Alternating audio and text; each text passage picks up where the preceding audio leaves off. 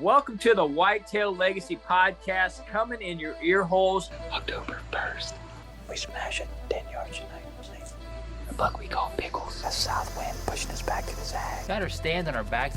Set it out and see what happens.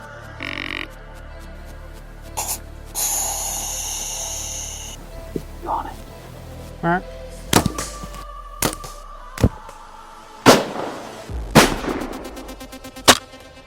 Got the air going out of me. Absolutely drilled him. And boom, he's that good buck. Go get my buck, and then we're gonna go get homie's buck. Urban piece as hell. Got him. Pickles is dead. Kevin Gates, both kills on hanging hunts. My first public land buck. Nice work, dude.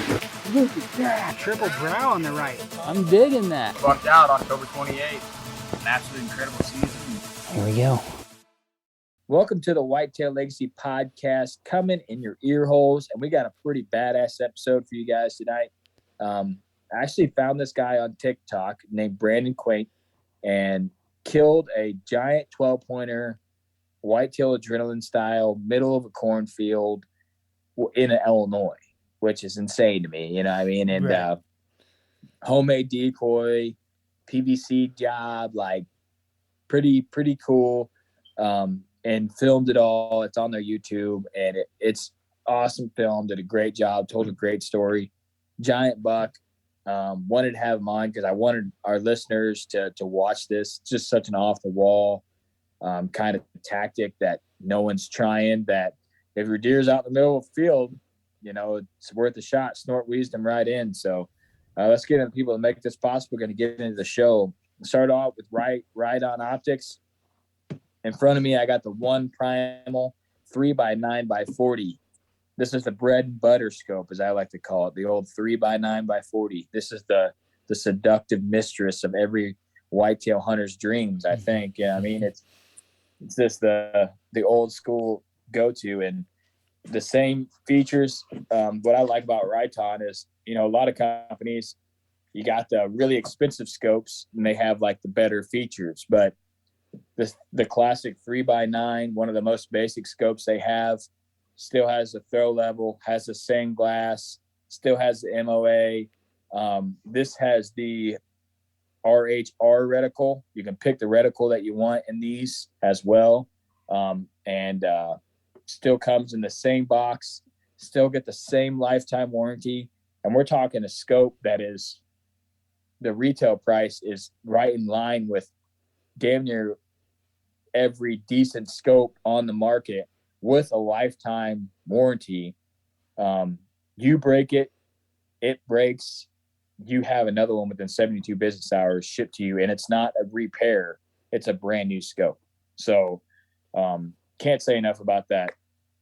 You know, lifetime warranty. It's the leading warranty for in the industry for scopes, because scopes are something that when they do break, they're broken. Like there's nothing you can do about it. Just like my scope I got is trash, but has the lens covers, comes stock. Just a great scope, you know, multiple adjustments, the throw level, and you know, you're backing a veteran American made product every time you buy these. It just makes you feel good, and the pride that they put in their product is incredible. They send you a thank you card, signed thank you card with every purchase. Comes in an awesome box.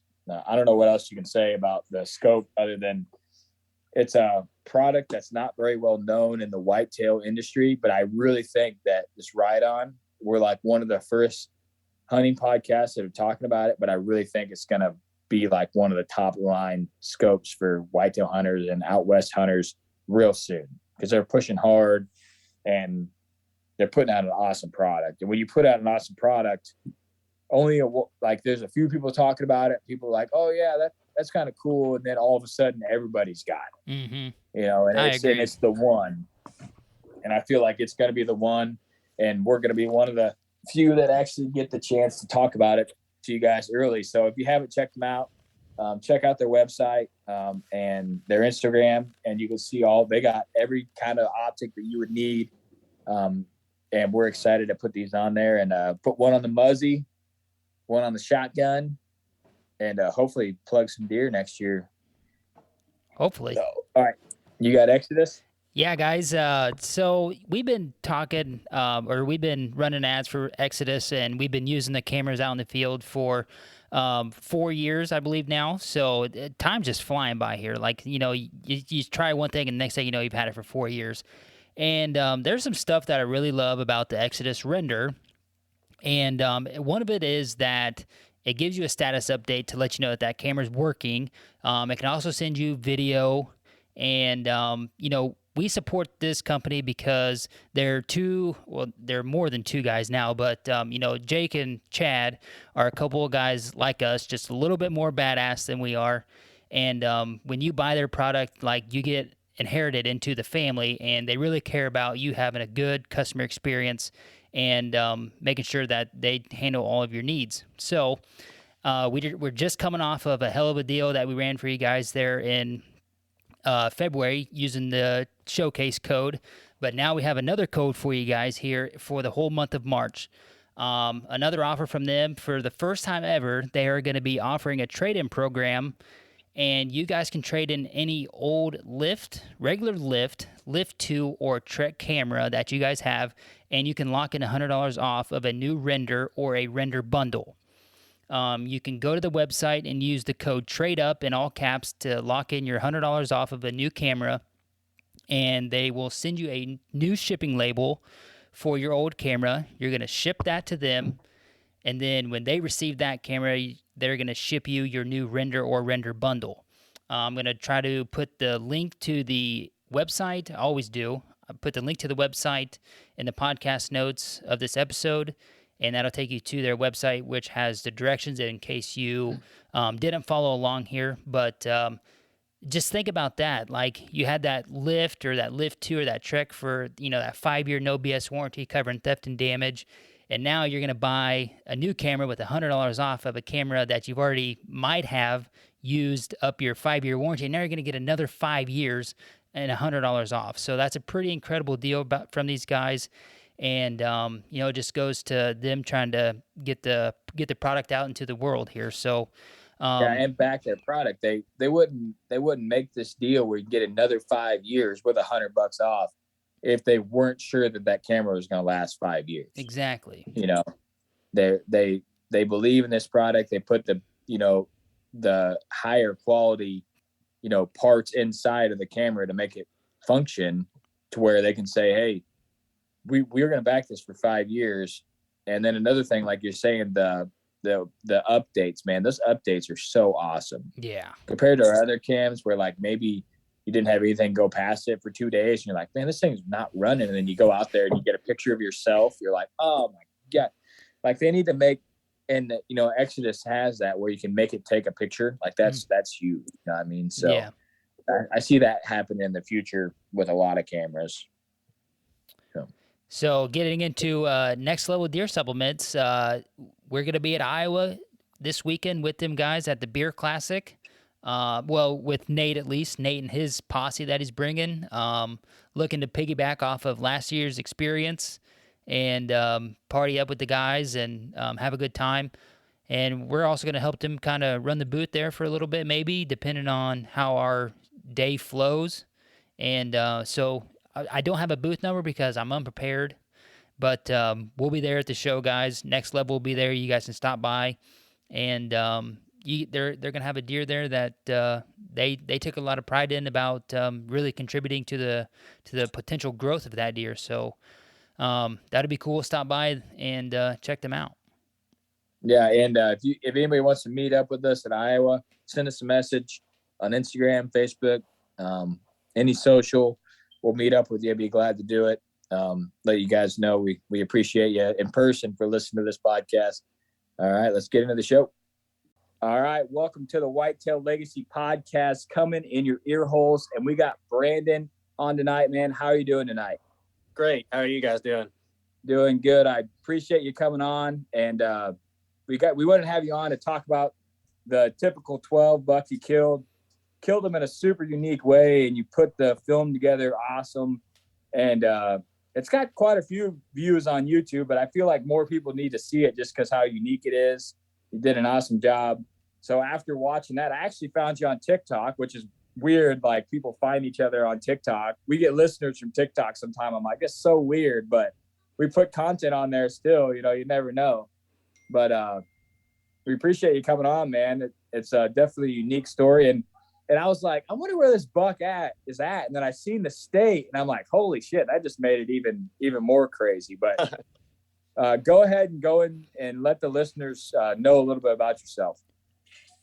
All right. So, yeah, I started put some TikToks out. One of my buddies, when we started this YouTube channel back in October, said, you know what, you should push some things on TikTok. A lot of people are on there. And I kind of was afraid to post anything on there at first because I knew everything was getting banned and all the hunting stuff on that. So I just really didn't want to waste my time with it. So I kind of pushed it off to the side a little bit and then finally went into, I was like, well, I'll just do what I can. And if it gets banned, it gets banned. But there is a lot of people on that app. So I was like, if I could just push a little bit of content on to you know, point them in the direction of our YouTube, it's a win. So yeah. I started doing that a little bit. But before then, I've been filming for a few years. I really started getting into it whenever I stopped hunting with my dad. He was always wanted to go with and enjoyed being with me, but when we split our separate ways and he goes one way and I go another way, it's always when we come back, it's like, man, I had an incredible hunt tonight, and as I always said, I wish you could have seen it. Well, then I decided, you know what, I'm just going to start filming some of it. So I started to film. I started out with like a Canon G40 and started self-filming. And when I first started, I absolutely hated it. It was a lot of work. I didn't know what I was doing. It took forever to set up and tear down. And I wasn't really have a method going on to really get and make it work right. And so I kind of stopped filming for a couple of years and then picked it back up and started getting where I was learning how to edit and getting better with my filming and getting more of a process down. And once I started getting things to wrap that, I decided, and a couple of my other buddies, we'd always talked about, you know, let's start a YouTube channel. It'd be fun to put our hunting out there and see where that goes. So October, or actually last spring, I upgraded to a mirrorless camera. I got a Sony and a good lens, and I was like, we're gonna practice turkey season, and then when deer hunting comes along, hopefully we'll have it down pat. And fortunately, I had a really good year this year deer hunting. I was able to kill 2 bucks, both one was self-filmed. The other one, I had one of my best friends. He was behind the camera, and I started editing. And so far, everything's turned out really well, and it's got a lot of views. Yeah, I can tell that, like, right when I watch a YouTube video, I know a lot of people don't care. I think it's just for people that film that care. But right when I watched it, I'm like, okay, this guy's got a mirrorless camera. I could tell right away. And then you did some high frame rate stuff. I was like, okay, this guy's got a Sony, or he's shooting, you know, at least 60 frames or higher on most of his stuff. I'm like, this guy's got a pretty nice setup. And then you had some low light stuff, and I was like, okay, this guy's got full frame. I can damn near pinpoint what you're filming with after just watching kind of what you got going on. But it's definitely expensive once you dive in and get all the stuff. But then once you got it, you're good to go, you know. But yeah, definitely worth it. Homie. I think a lot of people commented and asked and said, you know, that was really awesome. How do I get into doing something like that? And I kind of sticker shocked whenever I tell them how much stuff kind of costs, but in the end, whenever it all does come together, it's a 100%. It's worth it. So yeah, once you got it all, you got it. I mean, you can update, but once you got good glass, you're pretty well like, okay, I'm good for a few years here of filming without having to bite the bullet and spend some more money. But the typical 12 is what you call that buck. So kind of go into how the film a little bit, the reason we had you on, you know, why it was unique, and then going just to the story of the buck in general and how it all came together. So that deer had been really elusive on our ground, and he'd been mostly on the neighbor's ground. And so after I coming into the season, I really didn't have much hope or sights set on that deer. I had a few pictures of him a couple of years ago, and actually my first pictures of him were 3 years ago. And every single year, that deer would break off multiple times. And then 2 years ago, he actually broke off half of his main beam. And we knew he was a fighter. My dad said, if you're ever going to kill that deer, and when the little time he was on our property, he said, you'll probably rattle him in or grunt him and get him mad. He'll want to come in and fight. And that'll probably be the only way you'll kill that deer, because otherwise he was coming in after dark and stuff like that. So I can't remember what date it was. I think it was maybe November the 11th. After I shot my first buck, I didn't have anything. I was actually kind of cruising, just driving around of evenings, just kind of glassing places, looking for another deer to hunt. And he was out there in a shelled cornfield with a couple does. And that was the first real sighting that I had of him. And I knew so he was still alive, and because I hadn't had any pictures of him yet this year. And I had across the road, we had like a fence row type setup.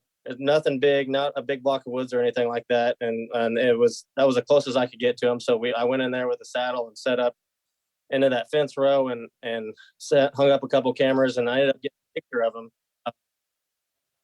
right there. And so I set up for a couple weeks there and tried to hunt him, and he kind of get an opportunity in every tree right there. And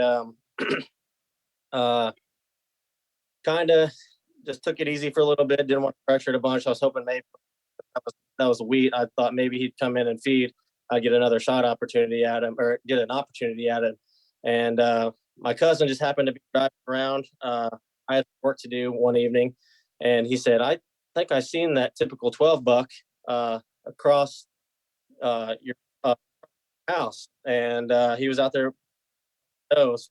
And from that spot to where I was getting the picture of him on our was almost a mile away. So he had relocated and in that area, so I knew I had to get in there. And the only spot I had was in a wide cornfield. So like saw in the video, and just like a shot in the dark. Me and my buddy I went out there the first night and tried to self film, and I took a tripod and that decoy and set up in that, and just kind of like a little waterway, and hoping he'd come out. And I realized I had a buck push a doe past me. I realized it was going to be really, really, really tough to pull that off by myself. So I asked my buddy Jack, I said, if you got a free night, I would love for you to come with me. I think I got an opportunity to buck while he's in the area. Maybe we could get lucky. So we went out there, and when he stepped out, it was weird. It was almost like I knew he was going to come whenever I popped that decoy over the edge. I didn't have any second thoughts. He came out into the field and with those does, and I immediately grabbed the decoy and crawled out to where he could see me a bit. And it was really windy. You can't tell in the footage how windy it was, but it was 12 to 15 mile an hour winds, and it was tough to keep that light decoy standing upright, and get that snort wheeze all the way across 300 yards, because that's how far I was from us at the time. But I snort wheezed as loud as I possibly could a few times, and when I got his attention, his whole demeanor changed, and whenever he started coming our way, I knew we were in the chips then. So that's kind of how it started, and the rest was history, as they say, I guess. He was 300 yards when you snort wheezed at him the first time? Yeah, he's about 300 yards. And like I said, it was as loud as I possibly could snort wheeze. And that's what got his attention to begin with. So, yeah, I could tell in the video he was pretty far away, but I couldn't tell. And when you snort wheeze, he postured up and angled directly in. And the whole time I'm watching this, I'm like, man, that when they're angled in like that, that's kind of like a tough shot to pull off. You know what I mean? Because they're kind of quartering to, they got the shoulder forward.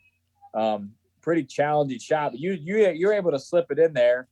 You're just like me. I would have waited too. You know, it just, I'm the same way when it comes to tracking deer. If I'm not 100% sure, I probably ask Comey 38 times, like, what do you think, man? Yeah. How's the shot look? Like, what do you think? And, you know, your reaction on film's awesome. The camera guys, you can hear him breathing the whole entire time. What you got going over there, dude? Oh yeah, I can hear you the whole time, bro. Sorry, my fault. Got a 3-year-old out here. Yeah. Yeah, the camera guy, you could hear him breathing the whole time. I'm like, I don't think I could hold it together if I was the camera guy, but he's just as jacked as you, and kind of going to the recovery the next day. Yeah. So yeah, he was super jacked. It was funny. He was like, "Man, I wish we could cut my breathing out." But I was like, "No, dude, that's raw stuff, man." It added to it. It added to it, I thought, because I'm doing the same thing on the other end of it adds realism when it's like that. You're like, man, this guy's jacked, and exactly, you can tell you're lit up. So yeah. So that night, we watched that video countless times, trying to make a decision on what to do, and he crossed the road, and so we went in there that night with just the vehicle, kind of drove real slow where we thought he had went in, and looking for any sort of blood or anything, and there was a pretty good blood trail across the road.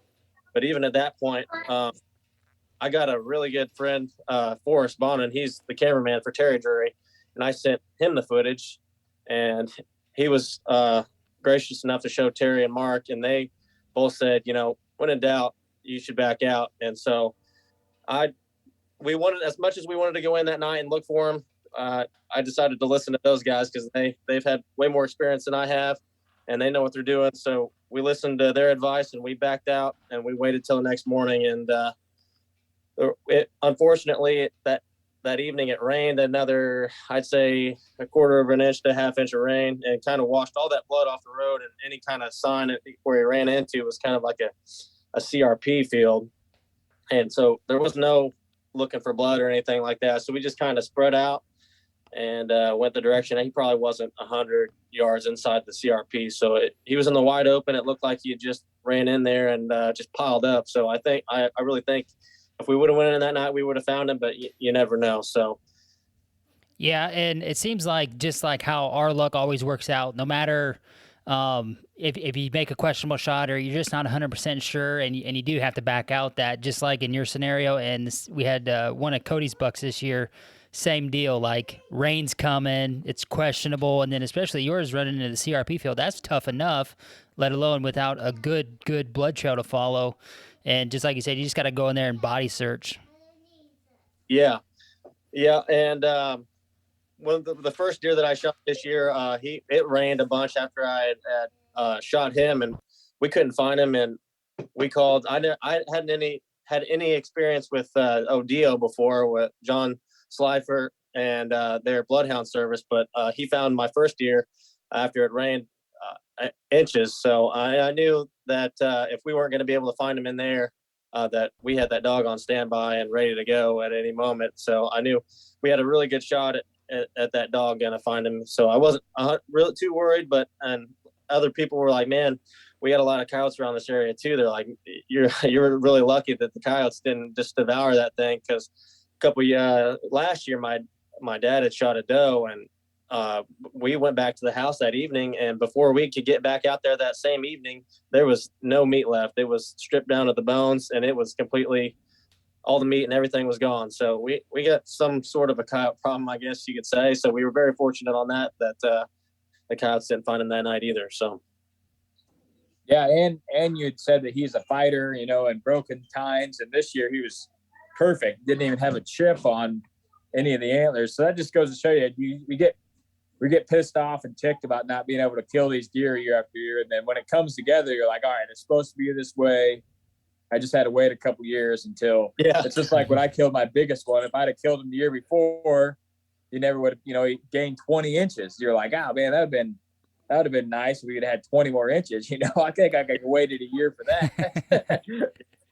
Yeah, that was super surprising when I walked up there and there was not a single point missing on that deer. I was shocked because I'm not kidding. Like he had broke off so many times in every single year that I had any trail cam pictures of him. Every single year he's breaking off stuff. So really surprised and very blessed and thankful that he didn't break anything off when the year that I did get an opportunity at him. So you were driving and seeing this deer the first time, and then set up on him in a tree saddle on the closest edge. And was he in the same field again when you went in there with the decoy on him, or was he in a different field? He had relocated almost a mile. So when So I had hunted him in that first field that I had seen him out of a tree saddle on our side of the property line, and he was coming on there on our side, but it was always after dark, and I never did see him out of my setup there. And then my cousin just happened to be driving around, because if it's not really a great wind direction for us to hunt, we always try to go scout and do, just try to figure some deer out, pattern something else, maybe see what is up and moving around where they're at that time. And he just got lucky enough to stumble upon him about a mile away, and we were able to get on him there. So yeah, that's something Cody and I haven't really done a lot of, is, driving around the field edges and looking at the places that we do have opportunities to hunt. And one thing that we have been trying to do lately, the last couple years, is take them off wind nights and maybe go scout a property that we haven't hunted yet, that we've talked about hunting, or get into a place that we haven't hunted, and try to learn something there. Just get more boots on the ground in season on them kind of shittier days, I guess. And that's something else we can do, Cody, is try to get in the truck and get mobile and really cover some ground at that, that magic hour. Yeah, there's some like permission spots that are just fields that I have that I'm like, dude, if it would work out. But you had made a homemade decoy. So we got the homemade turkey decoy, but we don't have the homemade right? deer decoy. So how did you go about making that deer decoy? So like you said, I'd always seen it initially on the people that do the turkey reaping. I had seen those videos first. I'm like, man, if you can do that with as good as eyes that turkeys have, and fool them like that, I feel like you could do the same with a deer. And then I did see Whitetail Adrenaline's video. I never did purchase the DVD, but I seen their their video. They were showing around, and to try to buy their DVDs, I seen them have a real close opportunity with some sort of decoy that they had made too. So I always wanted to do it, and I didn't know how to make it something lightweight that you could carry around that wasn't going to be a pain in the butt, and heavy. But my brother-in-law works at a car factory. They make car parts, and some of their stuff I think is shipped in these plastic crates. And he just got me this big slab of a 1/4 inch probably plastic. It was all yellow, and I just took a Sharpie, made a design, and then took a knife and cut that design out. And then I think my dad had this old decoy, and I want to say it was a Montana decoy. It was fabric, and I just cut all that fabric off. I used the face, and it wasn't in the same pattern that I wanted to, because I wanted, the buck to look like he was kind of facing you. So I took the belly of the deer when I cut it off, and it had white on the belly. So I used it for the front legs. Is the video or the audio going to be on the podcast? You both, man. If you got it handy, go ahead and snag it and show it off here. Okay.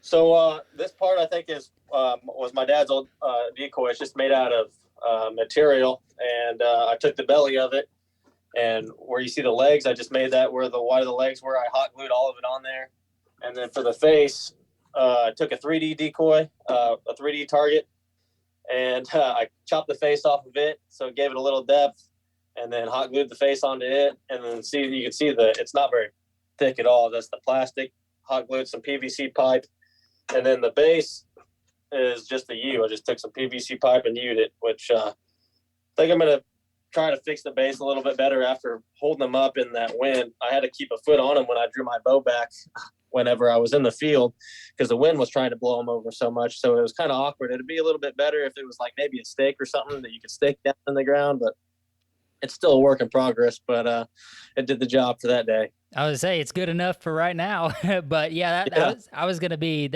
my suggestion, is maybe some sort of little stake down there at the bottom, and because if you did get in a situation where the wind did switch on you or come a weird wave, quartering to or something, could end it real quick for you. Exactly. Yep. My kids just spilled water all over. The air purifier just got smoked. I had to step away for a second. Yeah, that thing looks pretty solid. In the video, I'm like, the front of it looks pretty good. I was like, yeah, that might fool me if it was sitting out in the field, and I was driving by. But I was like, I watched the video and then I looked at the state that you were from, and I don't know why, but for me, I was just like, it just made it that much better because I was like in the Midwest, that isn't a tactic that literally anybody is using that I know of to any success on top of actually even trying to use it. And then for it to work like you did, you knew it was an aggressive deer, you had the history with them, and took a lot of balls to be like, all right, I'm going to go for it with this decoy and give it a shot. Yeah. You just kind of sent it, you've been hunting close to them and you got the opportunity. And if you wouldn't have jumped on that opportunity, you never would have probably got that deer if he wasn't on your property at all during daylight. So, props to you for going ahead and sending it. And the thing about it is, it's not like it's just some random deer. Like, it's the deer, the one that you want. And for it to all happen and just like Cody said, to kind of just have some balls and go after it, man, that's pretty awesome. Yeah, like I said earlier, like I don't understand why we took the decoy out before and it was a total bust, on other deer, but I had all the confidence in the world coming into that, and when he showed up, I just knew that if I could just crawl out there to the edge of that little hill that we were on at the base of that waterway, I knew that I had a really, really, really good chance at him coming after us. So it was just a weird feeling, and I can't explain it. I didn't really before. Looking back on it, I'm like, man, why didn't I don't know why I didn't think of, you're going to spook him or you're going to scare him off, and then he's going to be, in the next county tomorrow. But I just, like you said, I just sent it, and it paid off. Had you snort wheezed a deer to a deer before with any sort of luck? No, I have not. Usually have, calling wise, have the most success rattling. And just kind of cold calling with I use a rack pack just because it's easy to carry around in my backpack. Mm-hmm. I would like to carry. I think the sound of real horns banging together does sound the best, but with carrying all the camera gear around and having everything hang off my bag, especially saddle hunting and stuff like that, and having to carry sticks and stuff in like that, it's just another thing that's just hanging off that catches on something. And if I had something small like that rack pack that I put in the bottom of my bag, it stays out of the way. That's just the best thing that's really worked for me so far. But snort wheeze wise, I've only heard it once out of I'm 29. Out of all the years that I've hunted, I've only heard it once out in the woods. So yeah, I don't think I've heard a deer snort wheeze personally myself. It seems like every year we have an opportunity with one of our shooter bucks, and they're kind of on the edge, and we do the snort wheeze as like the last resort, as to where in your situation it was kind of like almost your first step to get his attention, Yeah. Yep, just knowing his history and with the trail cameras, that was a big help on just knowing how to play that deer and just knowing his past, what we should do to try to harvest that deer. And it definitely helped knowing that he was a deer that liked to get into fights and was territorial.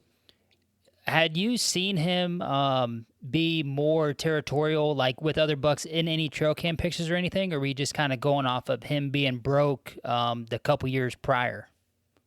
I don't think I've ever had any trail cam pictures of him like sparring with another deer or anything like that. They were always just all trail cam pictures by themselves of him broken in a food plot, or my neighbor sent it to me and he had like a broke off beam. I think it was on a trail or something like that. And so never with another deer. You said that this deer had relocated a mile. Do you know how far, or is that the farthest you had him traveling, or did you have him traveling a little bit more? Initially, he was about halfway in between. That mile was where I thought his core area probably was. He was coming on to us some, like I said, not a lot. I was getting a lot of night pictures when I did get him. luckily enough, we're really good friends with our neighbors, which is another good thing. I think was a huge key. Always just having a good relationship with your neighbors and being able to share trail cam pictures. We try to share everything. We try to be on the same page with each other. That way, if we want to pass a deer and try to let it reach a better potential, we are on the same page. Nobody's really trying to go out there and shoot something that somebody else isn't. So that's a good thing that we have going on with our neighbors, where we share trail cam pictures. So they were able to share some pictures with me. And so I was kind of able to know, that he was in what area he was and when he was in that area. And it, like I said, it wasn't on us very much, but. Yeah, man, it sounds like you got a great thing. Yeah. Sounds like he was on there enough to make it happen, but shout out to that cousin for saying, "Hey man, he's over here." Yeah. All right. Well, let the listeners know where they can watch this video and where they can find you on your socials. Like I said, we have people on here that have pages and stuff, but I really think all of our listeners should watch this video just because it's unique. You did it awesome. You edited it good. It's a great story. And the kill shots, just super cool for a Midwest hunt, Appreciate that. Thank you. And our YouTube channel is called Killin It, KILLIN space IT. And I don't have any social pages. I didn't really want to, I'm not a huge fan of, I don't really want to look like a professional. You know what I mean? I don't want to go out there and look like I have a big outdoor TV channel, so I don't have any. I have my own Instagram page. It's Brandon Quandt, and just a YouTube page. That's you can find it under the YouTube page, and I got some links in my Instagram as well that I'll send you to the YouTube. But that's the only socials that I really use right now. And until if this thing does get a little bit bigger and we do get a little bit more popular, and maybe then at that point we might have an Instagram page or something like that and start doing things like that. But until then, I think we're just going to keep it, just us as ourselves. Yeah. I don't blame you, man. We were, how many years did we fight with that? No, too many. The whole personality thing where you start your own page and then you got to be like a personality in the industry. And if people knew us, I mean, like I just had to go get my kids to bed and walk away. Homie had to walk away. We are definitely not professionals, and we don't ever try to make ourselves look like it because it's just not realistic. We're not cool enough to have our own Instagram page, but we got one. But we don't do. In the same token, like when we started it, you got 7 followers, and everybody at work's razzing you up and shit, and and Cody said this, I don't know when here in the last couple months on the podcast, and he's like, "You're a joke until you're not," and then when you kind of get some validity, then you're like, people are like, "Oh shit, hey man, that's actually pretty cool," and then they start asking you about it, and then now they're interested, but you're a joke until you're not. So, yep, and that's one thing me and my buddies kind of were talking about. What we kind of like to see. When we are browsing through YouTube and looking at other people, we like to see people that we can relate to, and as much as I love watching Lee and Tiffany and the Bone Collector and the Drurys, shoot giant bucks, I can't really 100% relate to that stuff, and so we kind of want to be on the relatable side of things on how just guys like us, we don't own a lot of land, we hunt what we have, and we do a little bit of public land hunting as well. And I feel like as long as we can be relatable to other people, I feel like that's what we want to watch. And I hope that's, what they want to see as well.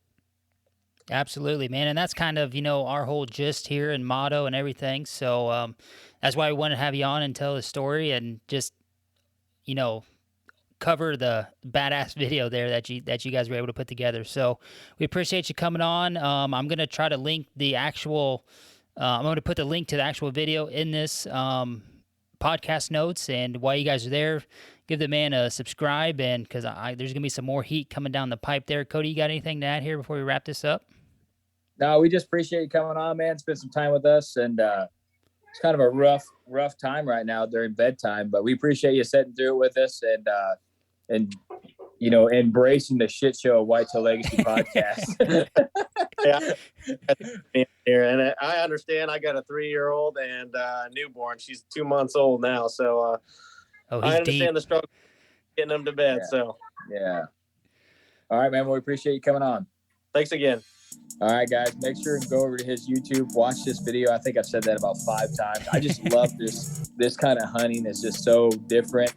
He does such a good job, and they're just starting out. Seems like a really relatable, kind, genuine dude, and that's why I wanted to have him on. We love to help the small-time YouTubers that are genuine, that are doing the right thing, that are, showcasing the sport good, grow. We've used this podcast to do that for I don't know how many people's shows or how many other people's podcasts we've had on here. We look up to Gary Vee a lot, and he always says, you can have the biggest skyscraper, in town, but you need to do it because you're building yours bigger, but you're also building everybody else's up around you. We really believe that, and that's why we have people on like this. So we just want to put this out on the back end. If you want to come on the podcast, you got something you want to share, this is the time to do it right now. Don't be afraid to reach out and talk to us. We do have a few people lined up here coming up, but after that, we're kind of open. This is the calmer time of the year. So don't feel like you need to be some specialist or have 100 deer on the wall to come on the show. This is a people's podcast right here, hunting podcast, and we want to keep it that way and not cater to the celebs, cater to you guys, the people that are listening. So if you know someone that you think might be a good fit for this podcast, message us, tell them to message us, and we'll have them on and we'll chat some whitetail, and we'll probably learn some stuff. Mm-hmm. That's the best thing about it is no matter how skilled the guy is, we can learn this just as much from him. And we're working on next season's content already. What we're going to release during season, start plugging away on those episodes, and hopefully have another kick-ass year for you guys, hunting content wise. But in the meantime, like we always say, we appreciate you guys a ton. Love you guys. Always try to do the right thing and try to leave a legacy. Whitetail Legacy's out.